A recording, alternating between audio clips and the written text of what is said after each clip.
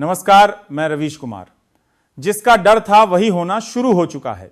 जैसा कि आप स्क्रीन पर देखिए, ईरान की सेना ने अब तेल के भरे हुए टैंकरों को निशाना बनाना शुरू कर दिया है। जैसा कि आप देख पा रहे हैं, यह है थाईलैंड का ऑयल टैंकर मयूर नारी और इस टैंकर पर एक बड़ा ड्रोन हमला किया है। यहां पर ईरान ने और बताया जा रहा है कि इस हमले में जो क्रू मेंबर थे उनमें से 27 को बचा लिया गया है। वहीं 3 जो क्रू मेंबर हैं वो मिसिंग हैं, यानी कि लापता हैं। वहीं यह तेल टैंकर इस समय आग की लपटों से घिरा है और अब पूरे समुद्र में तेल फैलने का भी खतरा मंडरा रहा है। और यकीन मानिए, अगर ऐसा होता है तो ये एक इकोलॉजिकल डिजास्टर साबित होगा। समुद्र में इतना भयंकर प्रदूषण फैलेगा जो आज से पहले नहीं देखा गया है। लेकिन आप में से वो लोग जो ये मानकर चल रहे हैं कि इससे भारत को क्या खतरा, भाई टैंकर यहां पर थाईलैंड का था, उनका नुकसान हुआ है, क्रू मेंबर थाईलैंड के होंगे, तो इसमें हमारा क्या लेना देना। तो आपको बता दूं, हमारा ही सब कुछ लेना देना है। वो इसलिए क्योंकि ये टैंकर था जरूर थाईलैंड का, लेकिन तेल लेकर ये भारत आ रहा था, वो भी बहुत भारी मात्रा में, क्योंकि ये एक बल्क ऑयल टैंकर है जो कि दुनिया के सबसे बड़े तेल टैंकर्स में से एक माना जाता है। और आज ये भारत बहुत बड़ी तेल की शिपमेंट लेकर आ रहा था।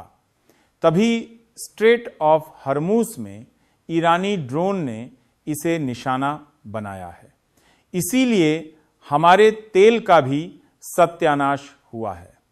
वहीं दूसरा खतरा भारत के लिए यह है कि इस समय समुद्र में जितनी भी शिप तैर रही है ना, खास करके हिंद महासागर में ईरान के आसपास किसी की भी कोई भी उनका मालिक हो, चाहे वो सामान ढो रही हो या कच्चा तेल, फर्क नहीं पड़ता, उस पर क्रू मेंबर आपको भारतीय ही मिलेगा। मैक्सिमम क्रू मेंबर भारतीय ही होते हैं। इसीलिए आप प्रार्थना कीजिए कि जो ये 3 क्रू मेंबर हैं ये जल्दी से जल्दी मिल जाए, वरना बहुत हाई संभावना है कि यह भी भारतीय हो। वहीं ईरान की तरफ से बयान भी आ चुका है। स्क्रीन पर आप देखिए, ईरान ने कहा है कि हमारी मंजूरी के बिना अरब वर्ल्ड से कोई भी कच्चा तेल लेकर नहीं ले जा सकता।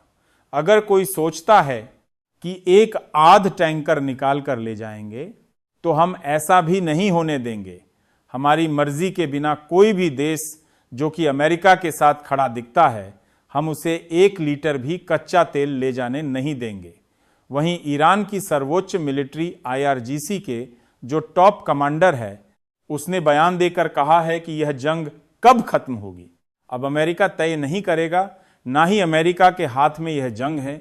जंग हमारे ईरान के हाथ में है और हम ही तय करेंगे कि कब बातचीत होगी और कब इस जंग को खत्म किया जाएगा। इसीलिए अमेरिका अब तैयारी कर ले 200 पर बैरल कच्चे तेल की।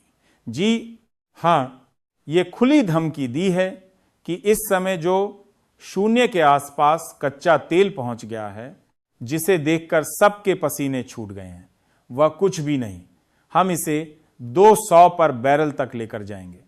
और यकीन मानिए, इस बयान को देखकर सबसे ज्यादा पश्चिमी देशों की टांगें कांप रही हैं, क्योंकि चीन और भारत जरूर अरब देशों से कच्चा तेल लेते हैं, लेकिन दोनों के पास अल्टरनेटिव ऑप्शन है। खास करके भारत, आप जानकर हैरान होंगे, भारत 40 देशों से तेल लेता है, जिसमें अफ्रीकी, इसके अलावा लैटिन अमेरिकी देश और रशिया शामिल है। तो भारत को समस्या नहीं आने वाली, समस्या आएगी यूरोपियन देशों को, जिन्हें ना रूस कच्चा तेल देता है, ना लैटिन अमेरिका के देश, और अब अरब वर्ल्ड से भी यहां बंद हो जाएगी कच्चे तेल की सप्लाई। हालांकि आप कहेंगे कि ईरान ने भारत आ रहे तेल के टैंकर को निशाना बनाया है, तो क्या हमें जवाब नहीं देना चाहिए? तो इस पर मेरा मानना है बिल्कुल नहीं। वो इसीलिए क्योंकि ईरान ने भारत आ रहे टैंकर पर निशाना साधा है, लेकिन वो टैंकर है थाईलैंड का, जो कि अमेरिका का बहुत ज़्यादा स्ट्रांग एलाई है।